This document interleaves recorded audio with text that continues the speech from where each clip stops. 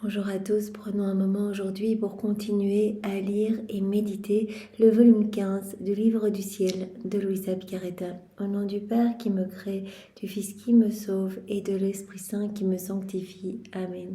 Jésus, une fois de plus, nous courons vers toi, nous montons sur tes genoux, nous nous blottissons contre ton cœur, mieux nous nous y enfermons et nous te supplions, doux Jésus, de nous prendre chacun par la main et de nous plonger toi-même dans ta divine volonté. Nous voulons nous immerger dans ce grand bain de ta lumière où il y a absolument tout. Nous voulons nous remplir de toi, nous gorger de tous tes attributs divins.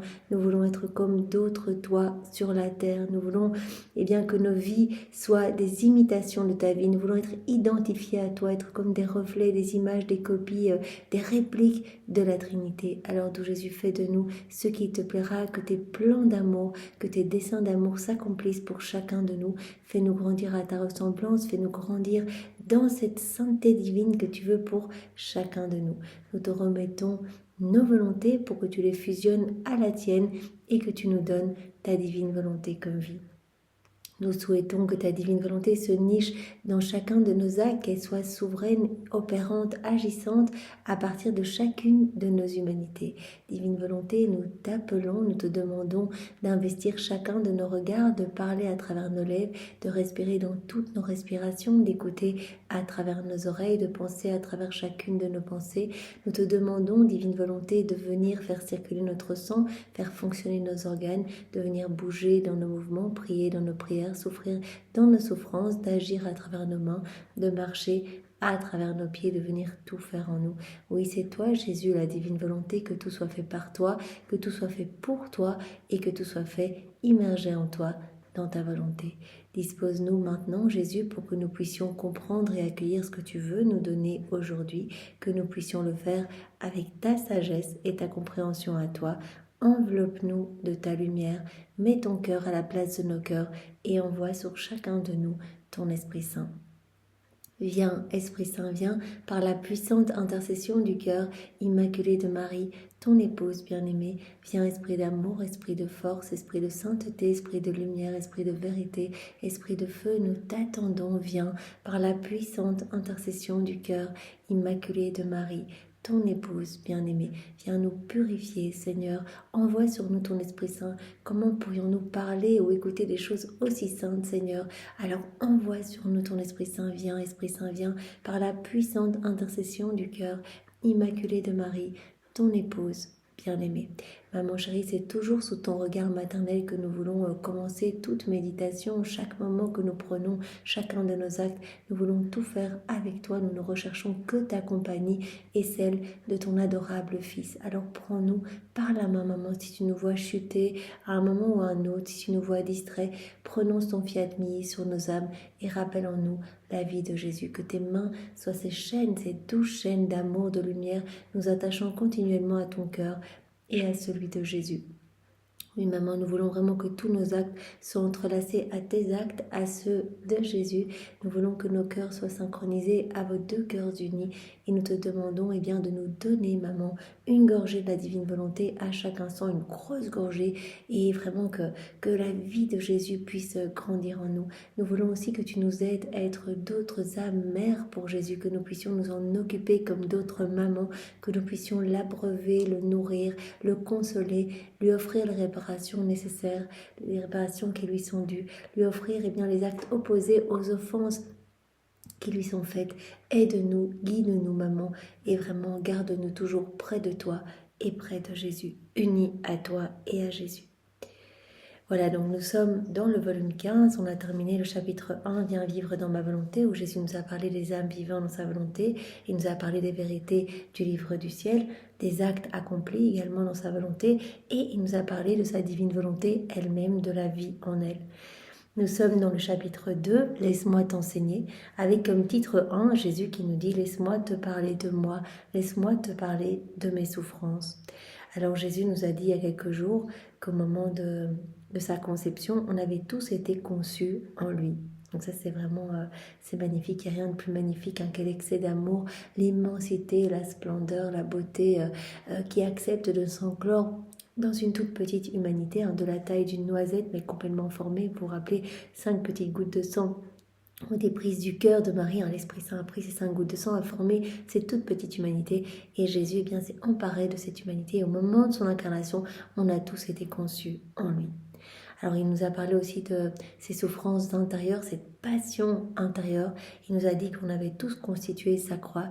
Il a dû reprendre tous nos actes déconnectés de la divine volonté pour les vaincre avec sa volonté humaine, pour les refaire avec sa divine volonté. Donc il a dit c'était des milliards et des milliards de croix pour chacun de vous. En fait, une mort par acte fait sans penser à moi, par acte fait dans vos volontés propres.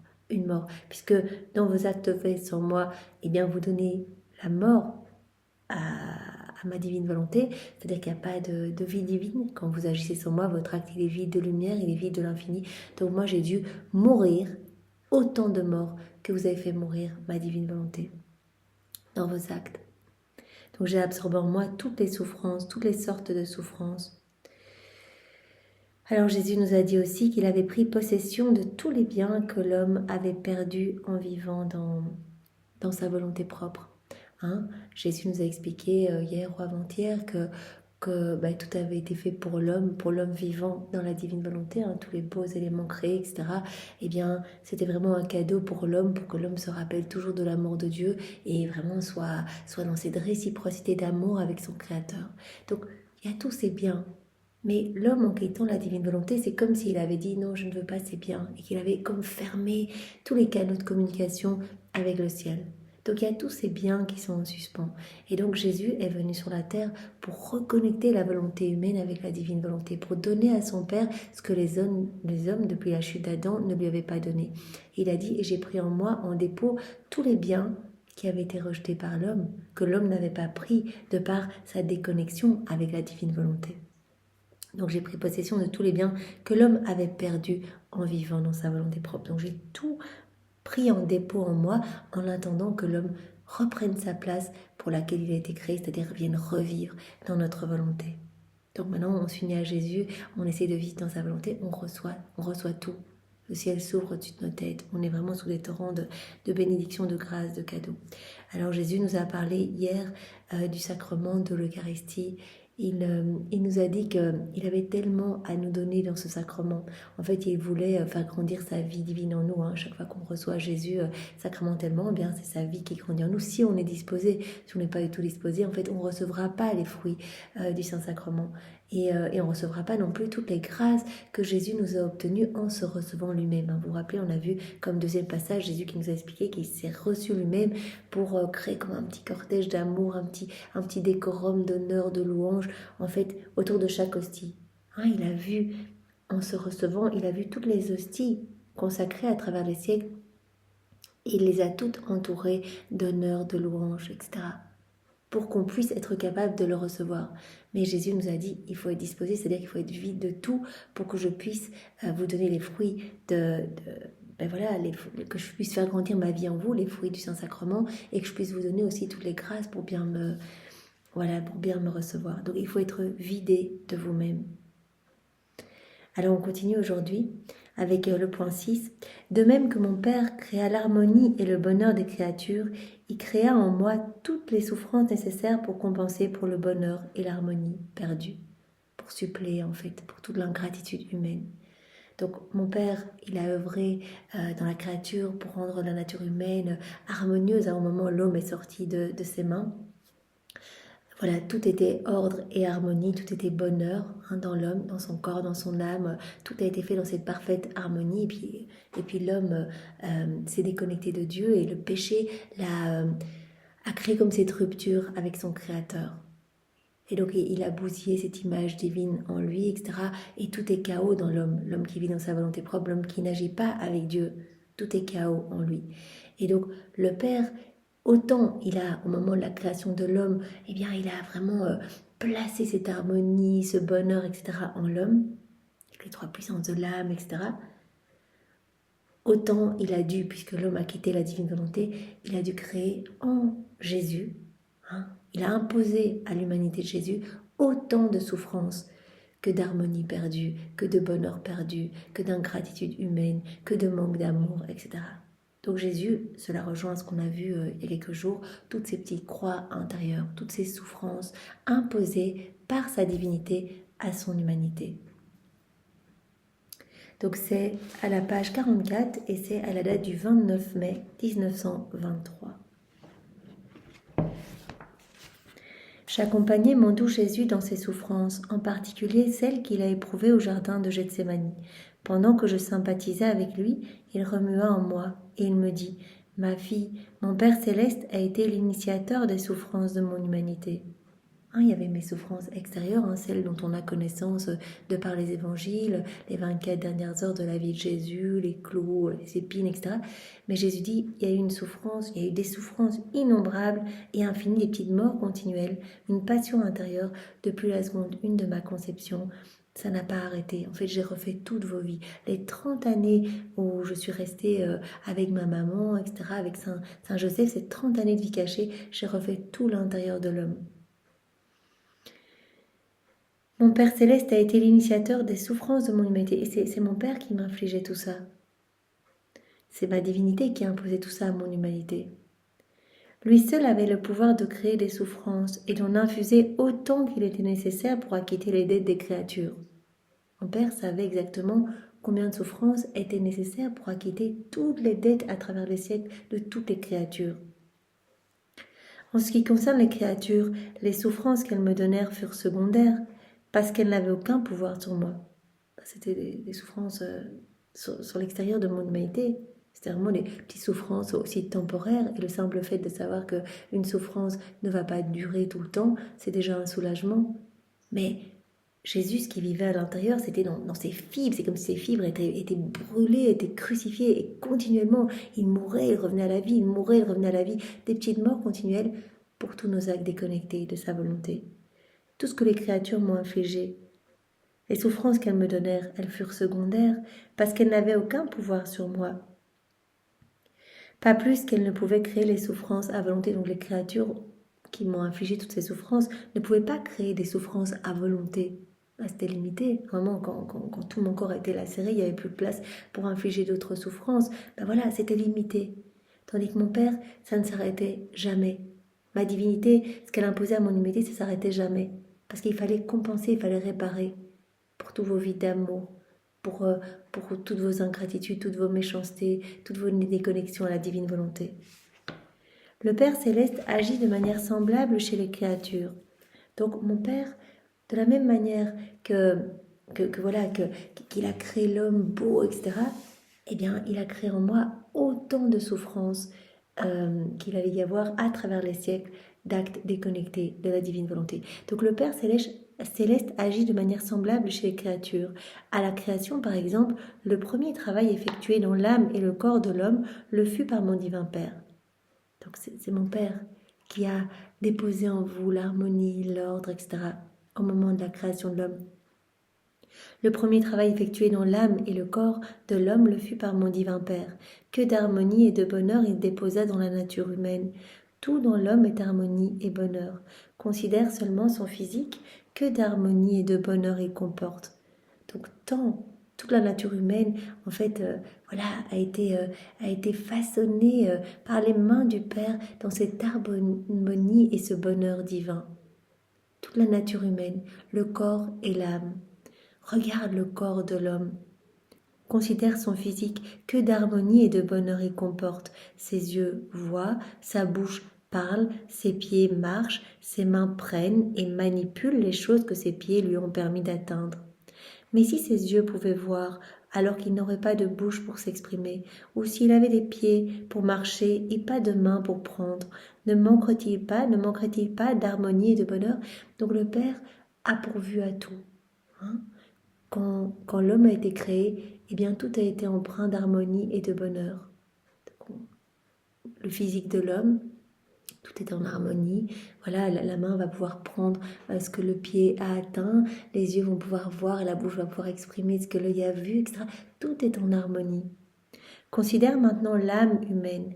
Donc ça c'est le physique de l'homme, mais l'âme aussi est empreinte de cette harmonie divine. Au moment où l'homme a été créé, l'âme a reçu les trois puissances, les trois facultés de l'âme, la volonté, l'intelligence et la mémoire. Toujours connecté à la Trinité, notre volonté pour qu'elle reste toujours connectée à la puissance du Père, notre intelligence pour qu'elle reste toujours connectée à la sagesse de Jésus, notre mémoire pour sans cesse se rappeler de l'amour de l'Esprit Saint. Donc considère maintenant l'âme humaine, avec sa volonté, son intelligence, son intellect et sa mémoire, que d'harmonie et de bonheur elle comporte. Donc tant le physique de l'homme que son âme, tout est harmonie, tout est beauté. Donc le Père, mon Père a déposé dans la nature humaine tant de bonheur, tant d'ordre, tant d'harmonie. La nature humaine, corps et âme, fait vraiment partie de l'harmonie éternelle. Dieu créa un Éden dans l'âme et le corps de l'homme, un Éden complètement céleste.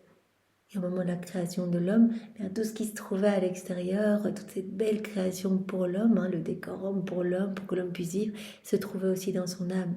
Évidemment, l'homme, c'est pour l'homme que Dieu a tout fait. Tout a été fait pour l'homme et l'homme, il a été fait pour Dieu, pour être la résidence royale de son Créateur, pour être dans ces échanges d'amour avec la Trinité. Dieu créa un Éden dans l'âme et le corps de l'homme, un Éden complètement céleste. Donc le Père a vraiment marqué toute la nature humaine d'harmonie, de bonheur. Ensuite, il lui donna l'Éden terrestre comme demeure. Donc l'homme magnifique, empreint de cette harmonie, de ce bonheur céleste.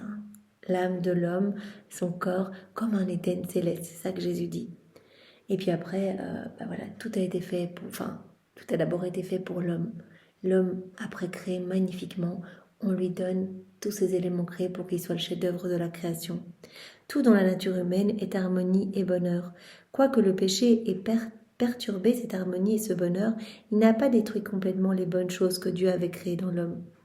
Voilà, physiquement, on peut encore, tout est bien synchronisé, nos yeux, on peut respirer, vraiment des trésors au niveau de notre cerveau, toutes les connexions, etc. Même si l'homme a péché, s'est déconnecté de Dieu et qu'il a mis le chaos dans son âme, et que la nature humaine est devenue mauvaise parce que l'homme est déconnecté de la divine volonté, il y a encore de belles choses. Bien que le péché ait perturbé cette harmonie et ce bonheur, il n'a pas détruit complètement les bonnes choses que Dieu avait créées dans l'homme. Il reste encore cette étincelle d'amour divin. Il reste encore quelque chose, ne fût-ce que physiquement, tout ce qu'on peut faire. Tout vient de Dieu. De même que Dieu créa de ses propres mains l'harmonie et le bonheur des créatures, il créa en moi toutes les souffrances nécessaires pour suppléer à l'ingratitude humaine et compenser pour le bonheur et l'harmonie perdue. Donc voilà tout ce que mon Père a déposé dans la nature humaine, bonheur, harmonie céleste. Il a fait de l'âme et le corps de l'être humain un petit Éden céleste. Mais quand l'homme a péché, par grande ingratitude, quand il s'est déconnecté de la divine volonté, Jésus dit, il n'a pas totalement tout détruit, mais c'est vraiment le chaos. Et donc mon Père, de la même manière qu'il a créé toutes ces beautés en l'homme, etc., il a créé en moi toutes ces souffrances pour que je répare, que je supplée à toutes ces ingratitudes humaines, que je compense pour le bonheur et l'harmonie perdue. Donc on comprend maintenant Jésus qui est venu vraiment pour nous ressouder, pour ressouder nos volontés avec la divine volonté et qui a payé pour chacun de nous. Il en va ainsi pour toutes les créatures. Quand j'appelle l'une d'elles à une sainteté spéciale ou à une mission particulière, ce sont mes propres mains qui œuvrent dans son âme.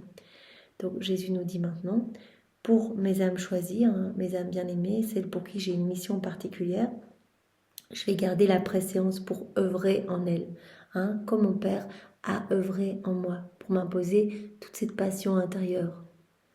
Et comme mon Père a œuvré dans la création, pour façonner, pour créer l'homme, son corps, son âme, comme un petit Éden céleste. Donc je garde la préséance pour œuvrer dans les âmes, comme mon Père a œuvré. Moi j'ai la préséance pour œuvrer dans mes âmes choisies pour une mission particulière. Ce sont mes propres mains qui œuvrent dans cette âme, donnant à ceci à un moment des souffrances, à un autre de l'amour ou la connaissance de vérité céleste. Si grande est ma jalousie que je ne permets à personne d'autre de la toucher. Je m'occupe spécialement et j'œuvre tout particulièrement dans les âmes que j'ai choisies, celles qui ont une mission particulière, Donc je les entoure et c'est moi qui dirige tout en elles. Donc à un moment, j'autorise pour ces âmes des souffrances, à un autre, la connaissance de vérité céleste, etc. Je donne de l'amour à un moment, mais ma jalousie pour ces âmes spéciales à mon cœur est tellement grande. Je ne permets à personne d'autre de les toucher. Si je permets à des créatures de faire quelque chose à ces âmes choisies, c'est toujours secondaire. Je garde la préséance et c'est moi qui forme ces âmes selon mon plan. Donc je garde la préséance sur les âmes que j'ai choisies. C'est moi qui m'occupe de tout dans ces âmes. Parfois, je leur partage mes souffrances. Parfois, je leur donne mon amour. Parfois, la connaissance des vérités célestes. C'est moi qui garde la préséance sur ces âmes. Ma jalousie est telle, je les garde dans mes bras et je m'en occupe personnellement. Je garde la préséance et je forme en elles mon plan. Je forme ces âmes selon mes desseins divins. Voilà. Comme mon Père, qui a œuvré dans la création, qui a œuvré en moi, en créant toutes ces souffrances en moi, pour que je puisse compenser, que je puisse suppléer pour toutes les ingratitudes et compenser pour toutes les harmonies et bonheurs perdus par l'homme. Voilà, alors on continue. Pour réaliser mes plus grandes œuvres, je choisis des âmes vierges et ignorées de tous. À la date du 20 avril 1923. Donc Louisa se pose souvent la question, mais pourquoi moi qui suis la plus mauvaise, etc. Pourquoi tu ne t'es pas adressée au pape ou à des personnes influentes? Et Jésus dit, au plus mes œuvres sont grandes, au plus je vais choisir des personnes ordinaires, ignorées de toutes. Comme ça, je vais pouvoir vraiment les travailler. Elles ne seront pas connues. Voilà. Je vais pouvoir vraiment agir. Jésus nous a dit hier qu'il agissait au début, dans ses plus grandes œuvres, toujours seul à seul avec une âme. Et puis après, les biens, en résultant, vont se répandre pour tous. Mais donc Jésus dit, je choisis des petites âmes ignorées, simples, humbles, pour pouvoir les travailler. Jésus avait dit à Louisa, je t'ai choisi parmi beaucoup avec mon Père l'Esprit Saint, on t'a choisi, on a cherché l'âme la plus petite. Parce que dans cette humilité, l'âme se laisse travailler. Si une âme est toute remplie d'elle-même, qu'elle est déjà connue, etc., Jésus dit, je peux moins la travailler. Et puis après, ma jalousie ne peut pas garder cette préséance et vraiment garder cette âme tout contre mon cœur et m'en occuper personnellement. Voilà, donc pour réaliser mes plus grandes œuvres, je choisis des âmes vierges et ignorées de tous, à la date du 20 avril 1923. Donc c'est à la page 33. Je pensais à ce qui est dit ci-dessus, et mon esprit nageait dans la mer de la divine volonté. J'avais l'impression que je me noyais en elle. Souvent, les mots me manquent lorsque je veux m'exprimer. Souvent aussi, je ne sais comment organiser les nombreuses choses que je veux écrire, et il me semble que je les écris sans suite. Mais Jésus paraît me tolérer. Il lui suffit que j'écrive. Si je ne le fais pas, il m'admoneste en me disant « Tu ne dois pas oublier que ces choses ne sont pas pour toi seul, mais aussi pour d'autres. » Je pensais en moi-même, donc il demande tout le temps à Louisa qu'elle n'omette rien, tout est important, c'est pas pour toi seul, peut-être que pour toi cela te paraît non nécessaire d'écrire cette vérité, mais moi je vois exactement à travers les siècles quelle âme va être touchée par quelle vérité, donc tu dois tout écrire. À un moment Louisa n'avait pas trop envie d'écrire sur les châtiments, etc. Et Jésus avait dit, mais qu'est-ce que tu dirais si dans le ciel, tu te retrouvais avec une petite plume de feu, de dire un petit peu gâteau, avec une petite plume de feu parce que tu n'aurais pas écrit tout. Et donc Louisa avait dit, mais à partir de ce moment-là, je n'ai plus rien omis d'écrire. Je pensais en moi-même, si Jésus tient tant à faire connaître la façon de vivre dans sa volonté, et si une ère nouvelle vient, dont les bienfaits surpasseront même ceux de la rédemption, ce fiat de la sanctification qui va amener à son parachèvement, à son couronnement, le fiat de la création et de la rédemption.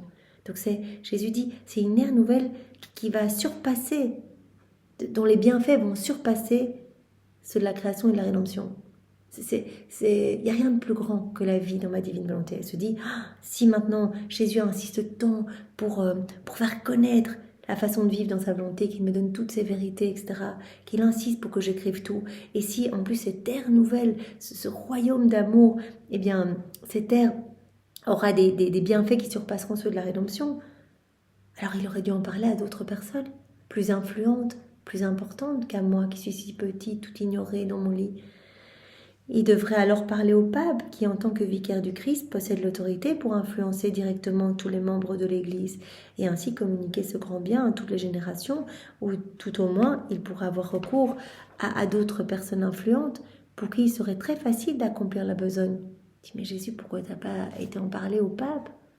En tant que vicaire du Christ, eh bien, voilà, en tant que ton vicaire, eh bien, il a vraiment les relations, il pourrait en faire part à des personnes influentes, etc., pour qui il serait très facile d'accomplir la besogne. Mais pour une personne comme moi, ignorante et inconnue, comment faire connaître ce si grand bien? Comment? Je suis là, je suis dans mon lit, comment? En soupirant et en m'embrassant plus fermement, Jésus me dit, ma très chère fille, ma suprême volonté produit toujours ses œuvres les plus grandes à travers des âmes vierges et ignorées, qui sont non seulement vierges selon la nature, mais aussi dans leurs affections, leur cœur et leurs pensées. Je choisis des âmes pour mes plus grandes œuvres, des âmes vierges, non seulement selon la nature, mais aussi vierges dans leurs affections, dans leur cœur, dans leurs pensées, des âmes pures, des âmes simples, des âmes humbles. Je choisis des âmes comme cela pour accomplir mes plus grandes œuvres. Et c'est uniquement par le moyen de mon ombre que je retrouve dans ces âmes que je peux féconder mes plus grandes œuvres. Donc la véritable virginité est l'ombre divine. Donc je trouve mon ombre divine dans ces âmes simples, ces âmes tout abandonnées, ces âmes qui me font confiance, ces âmes vierges de leurs affections, de leurs pensées, de leur cœur. Cette véritable virginité est l'ombre divine, et c'est uniquement par le moyen de mon ombre que je puis féconder mes plus grandes œuvres.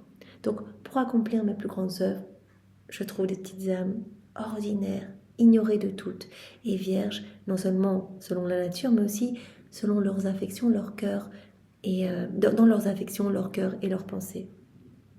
Je trouve mon ombre divine dans ces âmes. À l'époque où je suis venue sauver l'homme, il y avait des pontifes, il y avait des autorités, mais je ne suis pas allée vers eux parce que mon ombre n'était pas en eux. Je n'ai pas trouvé mon ombre divine dans les personnes importantes de l'époque quand je suis venue m'incarner. Plutôt, j'ai choisi une vierge, ma maman, ignorée de tous, mais bien connue de moi.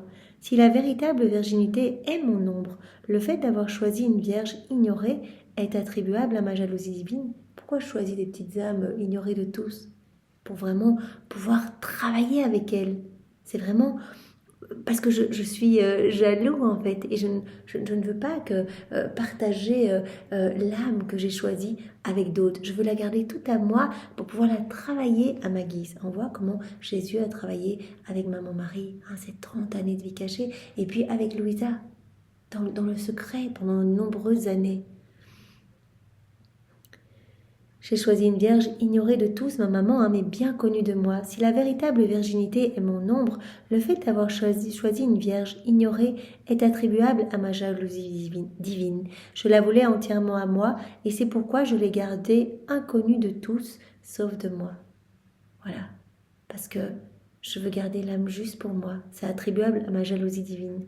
Donc ma maman, personne ne la connaissait, elle n'a pas fait des grandes choses, elle n'a pas prêché, etc. Elle n'a pas fait des miracles ni rien. Elle était toute cachée. Et cela est attribuable à ma jalousie divine. Parce que quand je dois accomplir de grandes œuvres, j'agis d'abord avec une âme, seule. Et donc je veux garder cette âme juste pour moi, pour la travailler à ma guise. Et je choisis l'âme la plus petite, la plus humble, pour pouvoir la remplir de tout ce que je souhaite, pour pouvoir la façonner comme je le souhaite. Je la voulais entièrement à moi, ma maman, et c'est pourquoi je l'ai gardée inconnue de tous sauf de moi.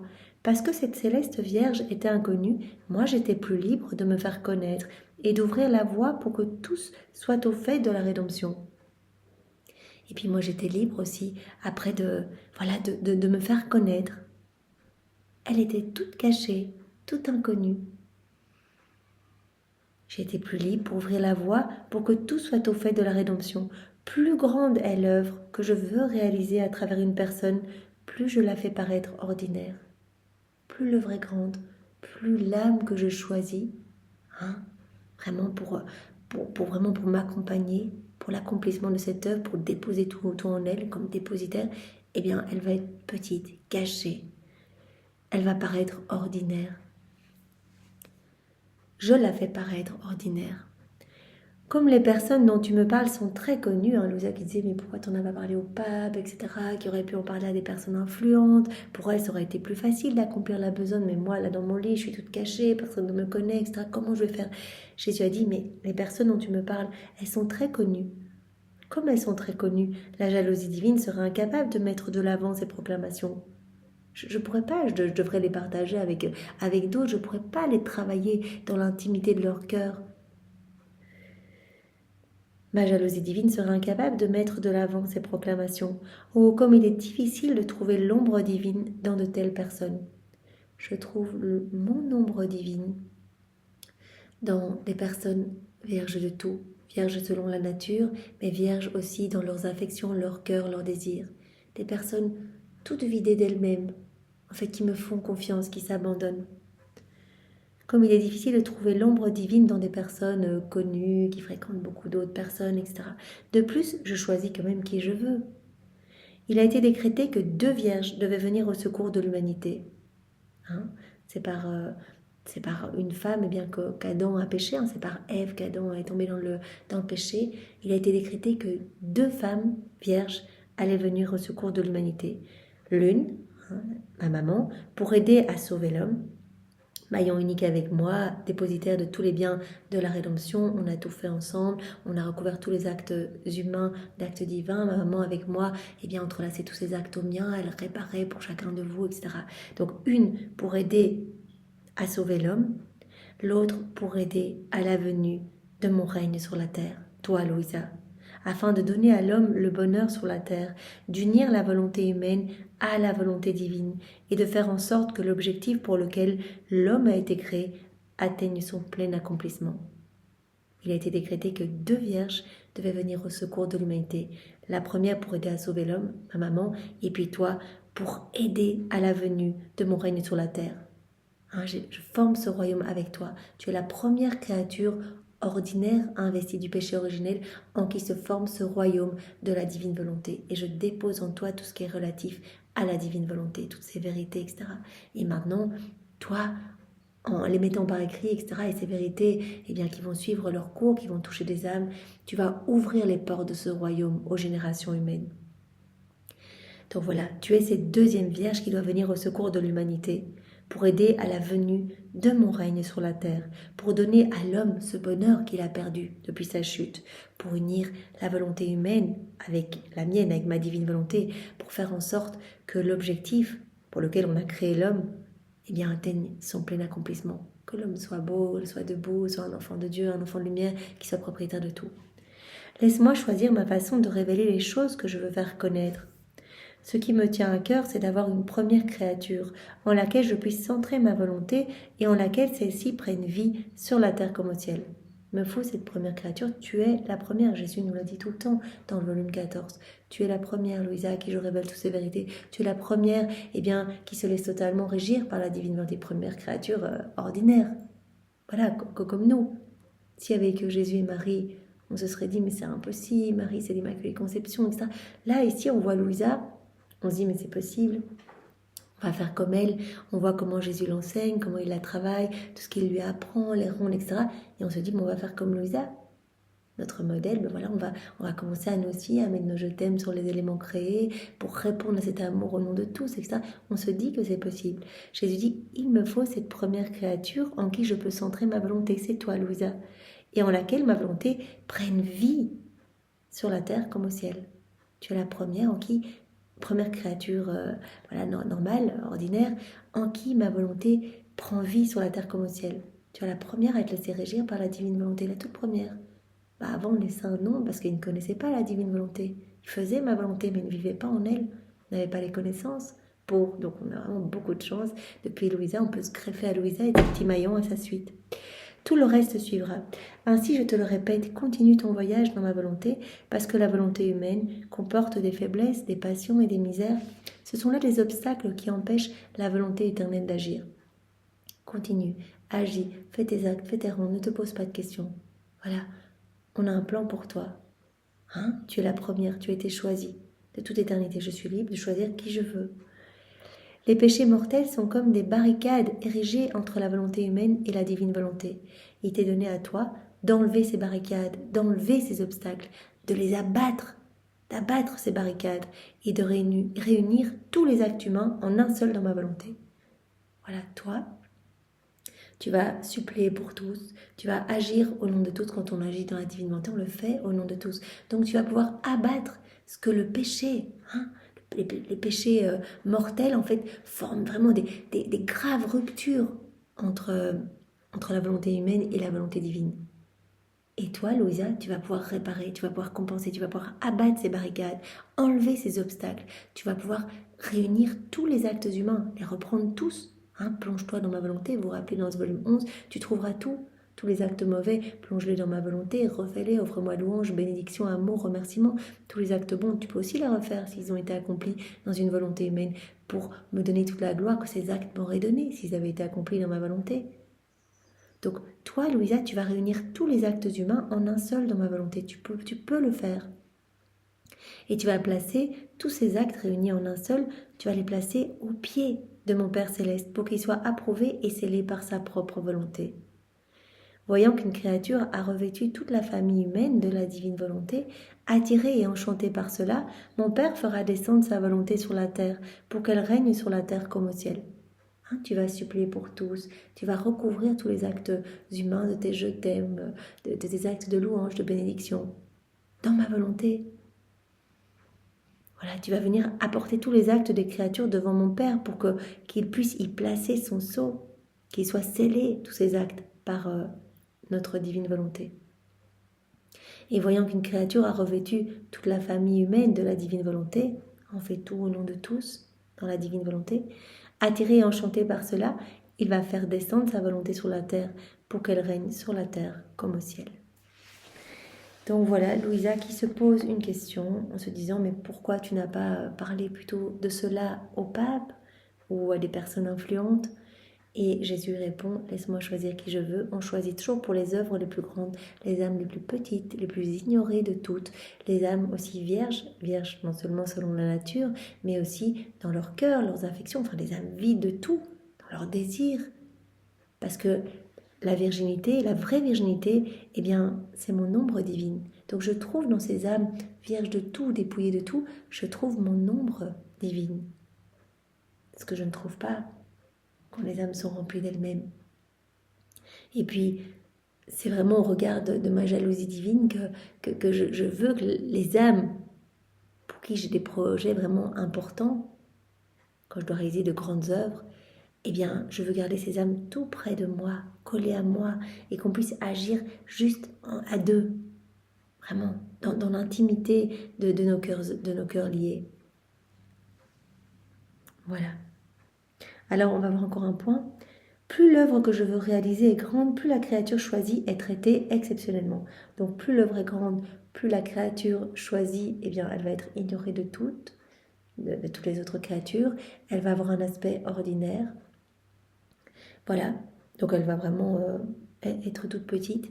Et Jésus dit, plus l'œuvre que je veux accomplir est grande, plus la créature va vraiment être traitée par nous exceptionnellement. On va l'entourer, on va tout faire avec elle, etc. C'est à la date du 11 juillet 1923. C'est la page 58. Je priais et m'abandonnais complètement dans les bras de mon doux Jésus quand la pensée suivante me vint. Je suis la seule à subir le martyre d'importuner les autres et d'être un poids pour mes confesseurs, en les fatiguant avec mes affaires et mes relations avec Jésus, tandis que les autres, ils sont libres. Quand ils entrent dans un état de souffrance, ils peuvent se libérer. Pourtant, combien de fois j'ai prié Jésus pour qu'il me libère, mais en vain. Je dis, mais moi, t'as toujours mis un confesseur à mes côtés. Vous vous rappelez, avec tous ces états de pétrification de Louisa, il y avait toujours l'église au chevet de Louisa. C'est un prêtre qui devait, par une bénédiction, la sortir de ces états de pétrification. Son âme ne pouvait pas revenir dans son corps si le prêtre ne lui avait pas fait une bénédiction.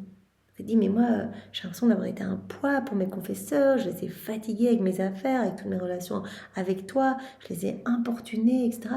Alors que je vois d'autres personnes à qui tu accordes des grâces, bien elles sont libres. Voilà, si elles sont dans un état de souffrance, elles peuvent se libérer elles-mêmes, etc. Moi, il y a toujours eu l'Église à mes côtés. Pendant que j'entretenais ces pensées et bien d'autres, mon bien-aimé Jésus vint, toute bonté et tout amour. S'approchant tout près de moi, il me dit, « Ma fille, plus grande est l'œuvre que je veux accomplir, plus il est nécessaire que la créature choisie soit traitée exceptionnellement. » Plus l'œuvre est grande, plus on va s'occuper de cette âme. On ne la laissera pas toute seule. Elle va être traitée exceptionnellement.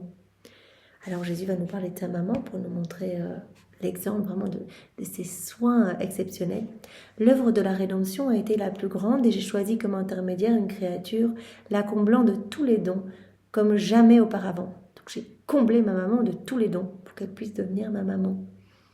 Afin qu'elle puisse être ma mère et que je puisse déposer en elle toutes les grâces de la rédemption, pour qu'elle puisse être la dépositaire de toutes les grâces, de tous les biens de la rédemption.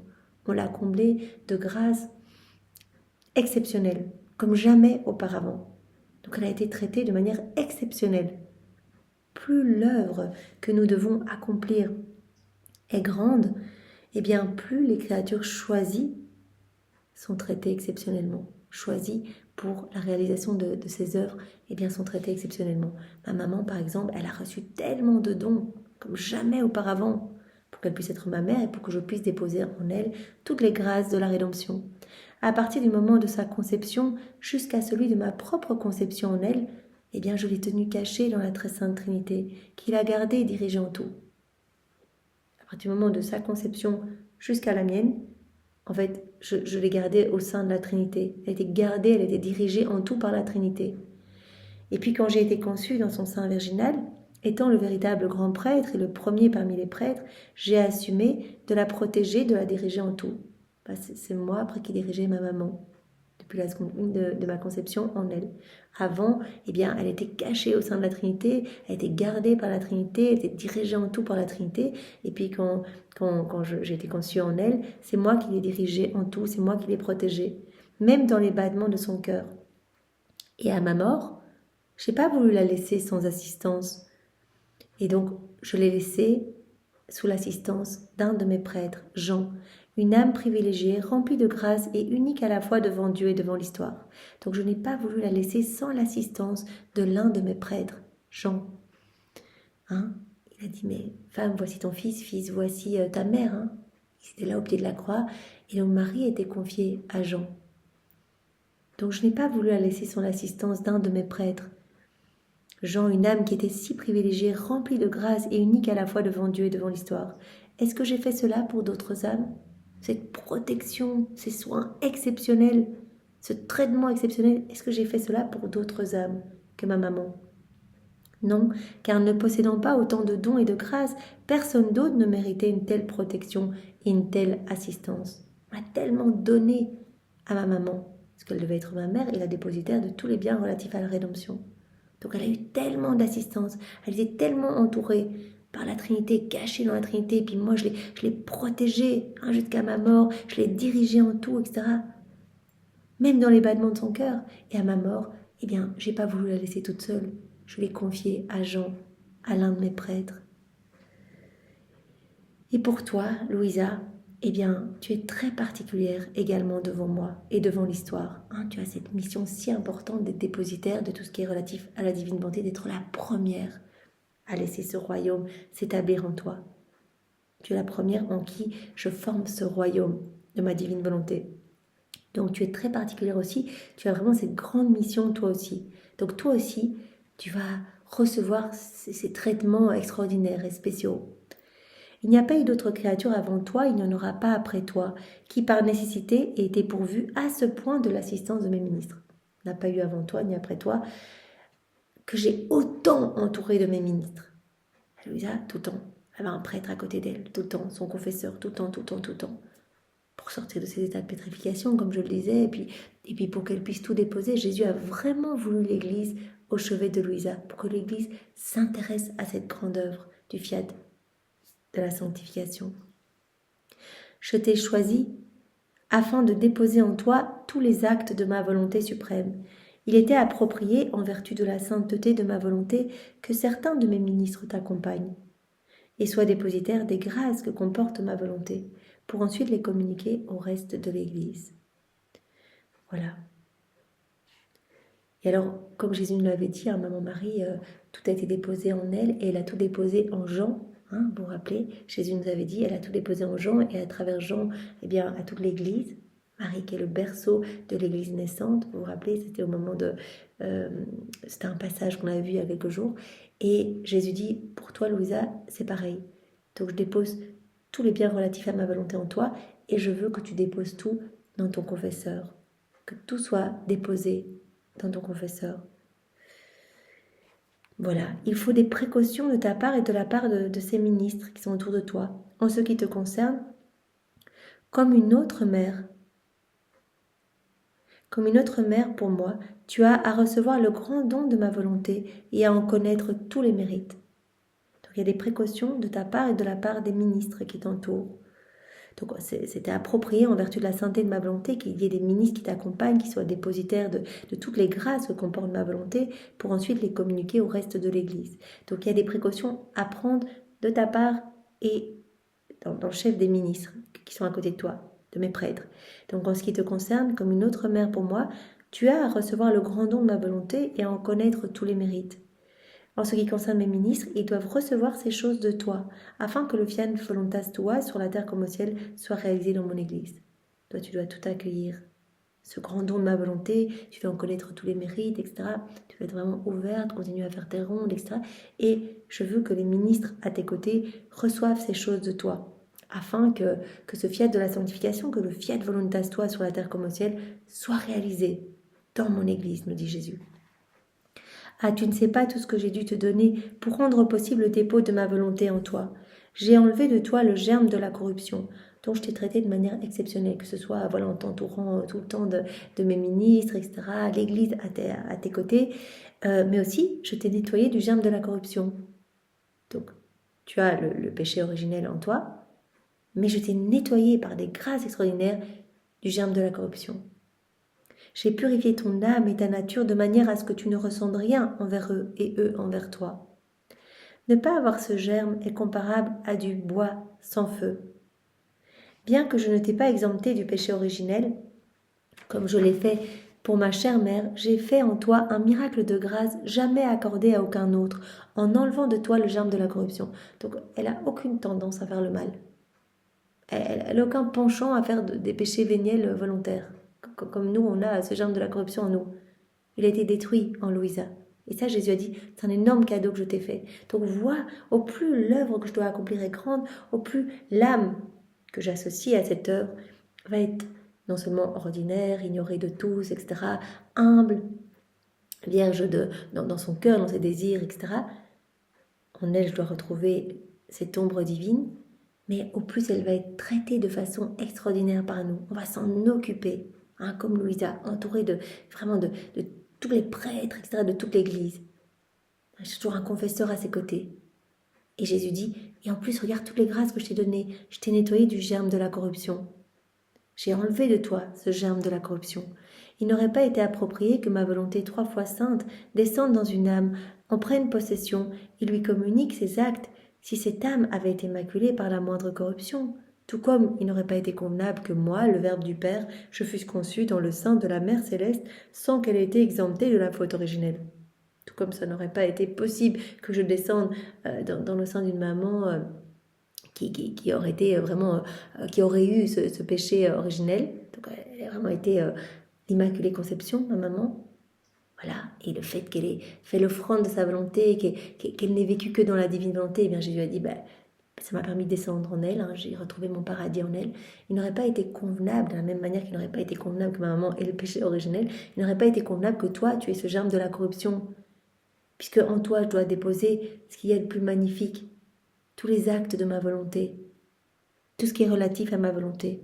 Ça n'aurait pas été approprié que ma volonté 3 fois sainte descende en toi et prenne possession de toi en te communiquant tous ces actes si tu avais été maculé par la moindre corruption. Il n'aurait pas été convenable pour moi non plus, donc, en tant que Verbe du Père, que je fusse conçu dans le sein de la Mère Céleste sans qu'elle ait été exemptée de la faute originelle. En conséquence, combien de grâces ne t'ai-je pas donné ? Tu crois que ce n'est rien, et ainsi tu ne t'y arrêtes aucunement. Au lieu de me remercier, tu t'inquiètes de la façon dont j'ai disposé de toi et de ceux que j'ai placés autour de toi, alors que tout ce que je veux, c'est que tu suives ma volonté. Abandonne-toi, fais-moi confiance. Regarde toutes les grâces dont je t'ai pourvu. Je t'ai traité de manière exceptionnelle. Je t'ai nettoyé du germe de la corruption, tout comme ma maman a été traitée de manière exceptionnelle. Voilà, donc remercie-moi. Tout ce que je veux, c'est que tu suives ma volonté, que tu sois immergé dans ma volonté et que tu continues à t'unir à moi, à faire tous tes actes, à couler tous tes actes dans ma volonté, à faire réparation pour tous, à m'aimer pour tous, à me bénir pour tous, à me remercier pour tous, à me demander pardon pour tous. Continue, ne te préoccupe pas de voilà pourquoi je t'ai choisi toi, ne te préoccupe de rien. Avance, fais-moi confiance. Voilà, on va voir encore un point pour aujourd'hui. Laisse-moi te parler de la véritable royauté, donc de mon royaume, à la date du 5 juillet 1923, à la page 56.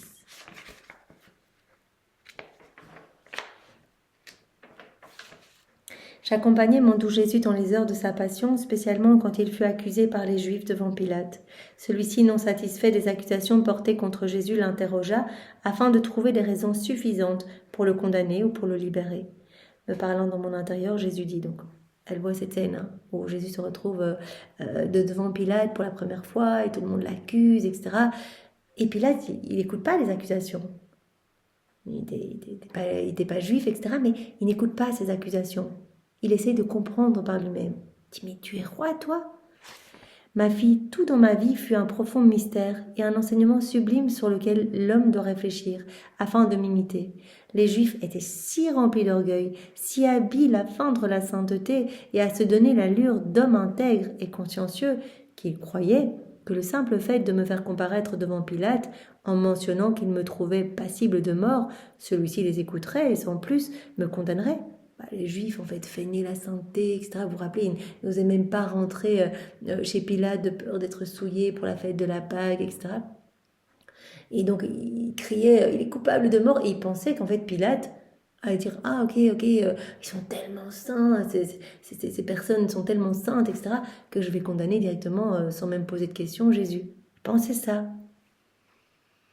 Voilà, ils croyaient que le simple fait de me faire comparaître devant Pilate en mentionnant qu'il me trouvait passible de mort, celui-ci les écouterait et sans plus me condamnerait. Ils comptaient en particulier sur le fait que Pilate était un non-juif, ne connaissant pas Dieu. Mais Dieu en avait décidé autrement, afin de mettre en garde les autorités et de leur apprendre que malgré l'intégrité et la sainteté apparente des accusateurs d'un présumé criminel, ils ne doivent pas croire trop facilement ces accusateurs, mais savoir les questionner beaucoup afin d'être en mesure de juger si derrière l'apparence de bonnes intentions, il y a la vérité, ou plutôt la jalousie, la rancœur et la convoitise de quelque avantage ou honneur. Donc tout ça, j'ai vécu tout ça, et tout a été voulu comme ça par mon père pour vous donner cet enseignement. En fait, mettre en garde les autorités, etc. Leur apprendre qu'ils ne doivent pas juger trop rapidement. Malgré l'intégrité et la sainteté apparente des accusateurs d'un présumé criminel, ils ne doivent pas croire trop facilement ces accusateurs. Ils doivent savoir questionner beaucoup pour être en mesure eux-mêmes de juger. Un examen minutieux révèle les personnes, peut les confondre et montrer qu'elles ne sont pas dignes de confiance. Se voyant mises en doute, elles peuvent alors abandonner l'idée de tirer des avantages à accuser les autres. De quel mal les supérieurs ne peuvent-ils pas se rendre coupables lorsqu'ils accordent du crédit à la bonté feinte plutôt qu'à la vertu éprouvée? Donc Jésus nous dit, à travers ce moment où en fait mes accusateurs ont essayé que Pilate me condamne à mort de manière très rapide, en fait. Donc, il feignait sainteté en disant, mais il est coupable de mort, crois-nous, etc. Et il pensait que Pilate allait vraiment s'y plier très rapidement. Et Jésus dit, j'ai voulu enseigner par ce moment l'importance d'un examen minutieux. De quel mal les supérieurs se rendent coupables lorsqu'ils accordent du crédit à quelque chose qui est feint, une bonté feinte plutôt qu'à la vertu éprouvée. Les Juifs furent très humiliés de ne pas être crus facilement par Pilate et d'avoir à répondre à beaucoup de questions. Ils ont été très humiliés de ça. Ils furent d'autant plus humiliés qu'ils ont pu constater qu'il y avait plus de rectitude et de conscience chez ce juge non juif que chez eux-mêmes. Donc les Juifs ont été très humiliés de ne pas être crus tout de suite, qu'on les remette en question et que Pilate prenne le temps de poser des questions à Jésus. D'ailleurs, si Pilate m'a condamné, ce n'est pas parce qu'il les a crus, mais parce qu'il n'avait pas d'autre choix pour ne pas perdre son poste. Donc Jésus, il a réparé. Tout ce qu'il a vécu dans sa passion, il réparait. Et il réparait pour tous ceux qui condamnent des innocents, qui justifient les coupables, etc. Et il a réparé à ce moment-là pour tous ceux qui prennent des décisions hâtives, voilà, en se basant sur des accusations voilà, illégitimes, des accusations furtives, etc. Il a réparé tout cela. Jésus, on te réoffre tes réparations là dans ce mystère. Quand tu es chez Pilate, on te réoffre toutes tes prières, tout ton amour, et on te réoffre tout pour réparer tout ce que toi tu as réparé dans ce mystère. Et on donne à ton Père toute la gloire que tu lui as donnée. On lui donne voilà, toutes tes prières, on lui donne toutes tes souffrances. Hein. Tu souffrais là d'être méprisé, là, d'être traîné, etc. On lui offre tous les fruits de tes souffrances, tous tes mérites. On répand tes mérites sur le monde. On s'unit à toi en tout, Seigneur. Voilà. Donc ils furent d'autant plus humiliés qu'ils ont pu constater qu'il y avait plus de rectitude et de conscience chez ce juge non juif que chez eux-mêmes. D'ailleurs, si Pilate m'a condamné, ce n'est pas parce qu'il les a crus, mais parce qu'il n'avait pas d'autre choix pour ne pas perdre son poste. On doit savoir scruter les intentions. Cela amène de l'éclairage propre à calmer les bons et à confondre les malicieux. Donc là, une leçon de Jésus, scruter les intentions. N'accusez pas trop vite, ne jugez pas trop vite. Parfois, il y a une apparence qui est magnifique de sainteté, etc. Et qui va nous mener sur tel ou tel chemin. Ne jugez pas trop vite. Voilà. Il faut cet examen minutieux. Désirant en savoir plus, Pilate me dit, « Tu es donc roi, où est ton royaume ?» Et donc là, Jésus va nous parler de son royaume. Hein, le titre de ce dernier point du titre 1. « Laisse-moi te parler de la véritable royauté. Laisse-moi te parler de mon royaume. » Donc Pilate dit, « Tu es roi toi, mais où est ton royaume ?» J'ai voulu lui donner une autre leçon sublime en disant « Oui, je suis roi. » Par cette réponse, j'ai voulu lui dire « Sais-tu ce qu'est mon royaume ?» C'est quoi mon royaume? C'est pas ici, ce ne sont pas les richesses, etc. Mon royaume, ce sont mes souffrances, mon sang, toutes mes vertus. Mon royaume n'est pas en dehors de moi, mais il est en moi. Ce que l'on possède en dehors de soi ne peut être ni un vrai royaume, ni un véritable empire, parce que ce qui est à l'extérieur de l'homme peut être perdu ou usurpé, ou il sera forcé de le laisser, tandis que ce qui est à l'intérieur de l'homme ne peut être enlevé. Donc mon royaume, c'est pas extérieur, c'est pas des beaux vêtements, de l'argent, voilà. Mon royaume, c'est pas ça. Mon royaume, c'est à l'intérieur de moi. Ce sont mes souffrances, ce sont mes peines, ce sont mes vertus, c'est mon sang. C'est ça mon royaume, c'est à l'intérieur de moi. C'est une possession éternelle que personne ne pourra m'enlever. Donc voilà la leçon que Jésus a donnée à Pilate. Sans lui dire explicitement, il a dit « Mon royaume n'est pas de ce monde. S'il l'était, des légions d'anges viendraient pour me défendre. » Les caractéristiques de mon royaume sont les blessures, la couronne d'épines, la croix. Je ne me comporte pas comme les autres rois qui gardent leurs sujets séparés d'eux, sans sécurité et même sans alimentation. Je ne suis pas comme ces autres rois qui voilà, vivent leur royauté dans leur beau palais, et puis après il y a les sujets qui vivent leur petite vie misérable à côté. Je ne veux pas être séparée de mes enfants. Je ne suis pas comme ces autres rois, je ne me comporte pas comme eux qui gardent leurs sujets séparés d'eux, sans sécurité, même sans alimentation.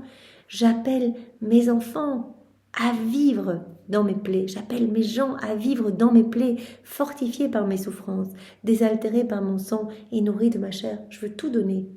Donc mon royaume, eh bien, ce sont mes vertus, ce sont mes peines, c'est mon sang, c'est mes souffrances. Les caractéristiques de mon royaume, ce sont blessures, ma couronne d'épines, ma croix. Je ne suis pas comme les autres rois qui se tient écarté à vivre dans ses richesses. J'appelle tous mes enfants, tous mes gens à vivre dans mes plaies. Je veux tout leur donner, je veux leur donner mon sang pour les désaltérer. Je veux les fortifier par mes souffrances. Je veux qu'ils vivent dans mes blessures. Je veux les nourrir de ma chair. Je veux tout leur donner. C'est cela régner véritablement. Toutes les autres royautés sont des royautés d'esclavage, de danger et de mort. La royauté du monde, là, des royautés d'esclavage, de danger, de mort. Dans mon royaume, il y a une vie véritable. Que de profonds mystères se cachent dans mes paroles.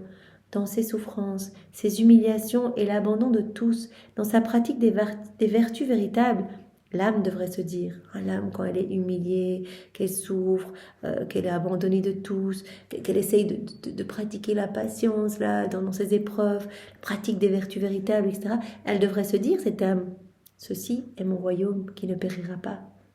Voilà, mon royaume, ce sont toutes ces humiliations, ces souffrances où je suis unie au Christ. Personne ne peut me l'enlever ni y toucher. Il est éternel et divin, semblable au royaume de mon doux Jésus. Mes souffrances le fortifient, ce royaume. Personne ne peut me combattre à cause de la forteresse dans laquelle je me trouve. Donc Jésus nous dit bien, la vraie royauté, c'est pas une royauté extérieure, c'est vraiment, voilà, pour moi, c'était toutes mes souffrances, c'était mon sang, c'était mes plaies, c'était mes tristesses, c'était mes vertus, etc. Les caractéristiques de mon royaume, eh bien, c'était mes blessures, couronne d'épines, croix. Et donc, vous pouvez avoir cette royauté, cette vraie royauté, ce royaume. Eh bien, en fait, vous pouvez, en acceptant ce que vous vivez, vos humiliations, d'être abandonné de tous, vous pouvez vous dire, c'est ça, mon véritable royaume qui ne périra pas. Un royaume qui est semblable au royaume de mon doux Jésus. Mes souffrances fortifient ce royaume. Personne ne peut me combattre. Personne ne peut me combattre à cause de cette forteresse dans laquelle je me trouve. Il s'agit là d'un royaume de paix auquel tous mes fils devraient aspirer. Voilà, Jésus nous parle de son véritable royaume intérieur. Royaume constitué de toutes ses vertus, de ses souffrances, de son sang, de ses plaies, etc. Et donc, il nous appelle à ne pas rechercher les choses de la terre, les choses extérieures. Mais la véritable royauté, eh bien, c'est de tout accueillir, de s'unir à Jésus. Voilà, d'accueillir nos humiliations, accueillir, les humiliations qu'on nous fait, accueillir le fait d'être abandonné de tous, etc. L'âme doit pouvoir se dire, cela est mon véritable royaume, ma forteresse dans laquelle je me trouve. Voilà, Jésus dit, c'est un royaume de paix auquel tous mes fils devraient aspirer.